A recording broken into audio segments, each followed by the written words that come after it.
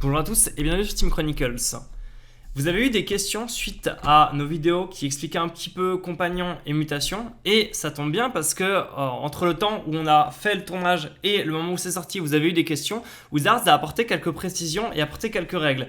Du coup, on va pouvoir en fait répondre à un certain nombre de vos questions via directement à l'appui les connaissances qu'on a maintenant des règles qu'ont apporté Wizards.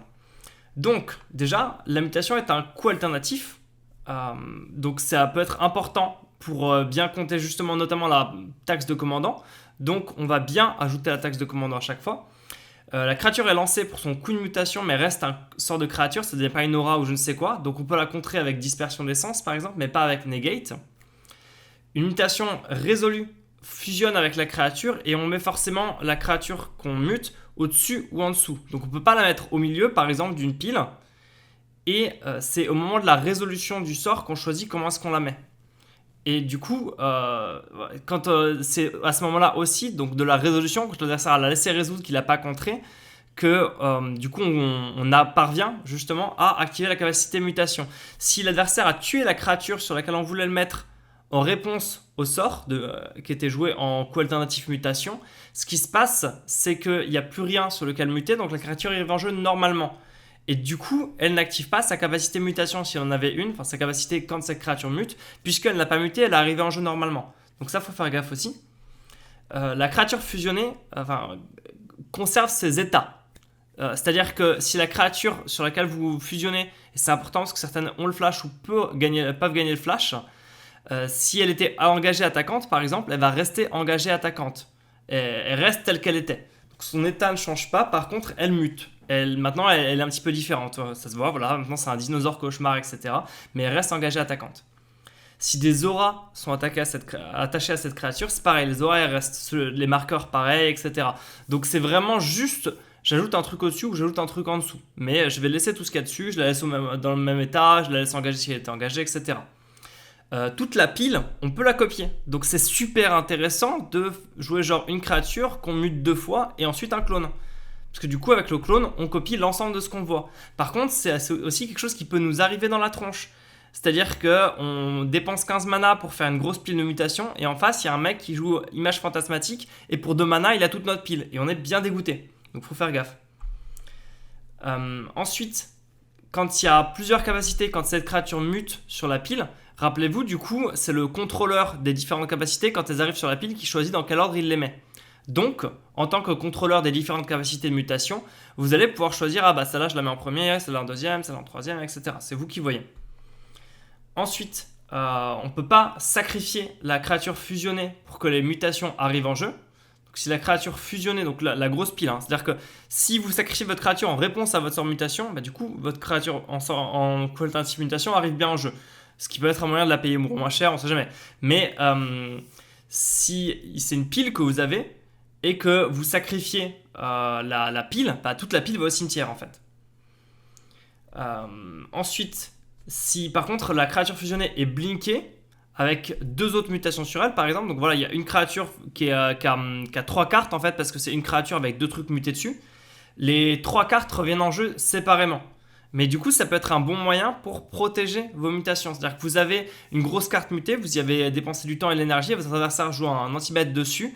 Bon bah, histoire de ne pas être complètement deg, à avoir perdu plein de cartes et plein de mana, hop, vous jouez par exemple un petit Ghostly Flicker, vous du coup la faites partir ou la faites revenir, et en fait chaque créature va revenir séparément. Du coup, c'est un peu dommage parce que vous réactivez pas tous les trucs de mutation, mais au moins vous avez sauvé votre pile et vos créatures. Et ça vous fait plus de bloqueurs, d'attaquants, c'est pas si mal quoi. Si une créature fusionnée part à la bibliothèque, et ben tout part dans la bibliothèque. En fait, c'est comme ça pour tous les changements de zone. Et c'est pareil pour la zone de commandement. Si vous avez fait une grosse pile dont votre commandant dedans, vous allez, en fait, quand ça meurt, vous mettez tout en zone de commandement. Si vous mettez votre général en zone de commandement, puisque c'était une seule pile fusionnée. Par contre, quand vous rejouerez votre commandant, en fait, il n'y a que le commandant qui quittera la zone de commandement, parce qu'en zone de commandement, elles sont séparées maintenant. Si on fusionne une créature qui a des changements de caractéristiques, genre Tarmo, etc., donc ces caractéristiques priment sur le reste. Donc ça, c'est important à savoir. Bon, voilà, ça peut arriver dans quelques cas particuliers, quoi, on va dire.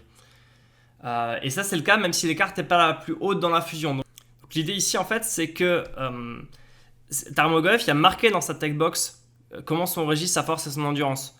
Et on regarde encore la textbox, même si elle est en dessous. Et du coup, c'est encore cette textbox-là qui va définir la force et l'endurance de toute la pile. Voilà, faut faire gaffe à ça. Ensuite, si on fusionne avec une créature qui est temporaire, donc par exemple, j'anime mon Sarkhan et je veux le muter. Ben là, du coup, on va aussi regarder qu'est-ce qui est au-dessus pour déterminer ce qui va se passer. C'est-à-dire que si j'anime Sarkhan, je mute un truc en dessous de Sarkhan, à la fin du tour, Sarkhan redevient Planeswalker, mais il a encore le bout de truc d'en dessous, donc la prochaine fois qu'il deviendra une créature, ce sera intéressant. Mais entre-temps, bah, ça lui sert à peu près à rien, généralement. Par contre, si on met la créature au-dessus, bah, ce qui va se passer, c'est que maintenant, en fait, Sarkhan reste ad vitam aeternam une créature, en fait. Voilà. Ensuite, pour la mue, du coup, ce qui peut être intéressant avec Cadena, qui est dans la même couleur que le nouveau général du coup Mutation, qui sort dans Commander 2020, donc ça peut être intéressant, on ne sait jamais. La mue, ce qui se passe, c'est qu'on regarde la créature la plus au-dessus. Si la créature la plus au-dessus est actuellement une mue, bon bah, on considère la pile comme une mue. Par contre, s'il y a une muse qui se balade dans la pile, ça on s'en fout. Et enfin, donc par rapport à Compagnon. L'idée c'est qu'en tournoi, il commence dans la réserve, le reste du temps il commence hors de la partie dans les parties fun, et en Commander, on a droit du coup à un compagnon qu'on ajoute à notre deck. Par contre, on peut avoir qu'un seul compagnon en un seul exemplaire pour sa capacité compagnon. Donc ça, il y a eu la précision. Je pensais que si mon deck correspondait aux contraintes de 3 compagnons différents, je pouvais avoir les 3. Non, c'est un compagnon par deck maximum, donc on ne fera pas des wombo combos. On peut révéler un compagnon avant de mélanger les decks, s'il répond aux exigences, s'il reste face visible à côté de la partie.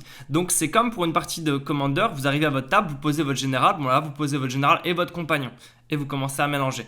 Et n'oubliez pas, parce que si vous oubliez de révéler votre général, etc., moi j'ai déjà vu des gens qui se sont pris un game loss, voire un round loss, etc., sur les trucs ils oublient de sortir leur général de leur deck box et leur adversaire pensait que c'était autre chose. Voilà. Ensuite... L'effet compagnon s'applique qu'au deck de départ, pas à la réserve. Donc si dans ma réserve j'ai des cartes qui ne correspondent pas à ça, je ne le regarde pas. Parce que pour l'instant je regarde que mon deck. Et si le compagnon meurt, il va au cimetière. S'il va en exil, il ne pourra pas revenir avec sa capacité compagnon ou quoi que ce soit. Il ne reviendra pas en zone de commandement ou je ne sais quoi. Et du coup en Commander, le compagnon ne fait pas partie des 100 cartes du deck. Donc on peut se retrouver du coup avec un deck de 101 cartes, entre guillemets. Voilà. Donc ça, c'est des petites précisions en plus. Et ça va marcher ensuite pareil pour l'Undying et ce genre de choses-là, en fait. Parce que quand ça va au cimetière, ça se détache. Donc il y a plein de trucs comme ça qui vont être régulés de cette manière-là. Et en tout cas, vous avez les grandes lignes pour penser un petit peu à tous les cas particuliers qui peuvent arriver dans une game de Commander, surtout multijoueur, où il y a des trucs complètement fous qui se passent. Voilà, maintenant, merci à tous. Et à bientôt sur Team Chronicles, ou si vous avez encore des questions sur Mutation et Compagnon.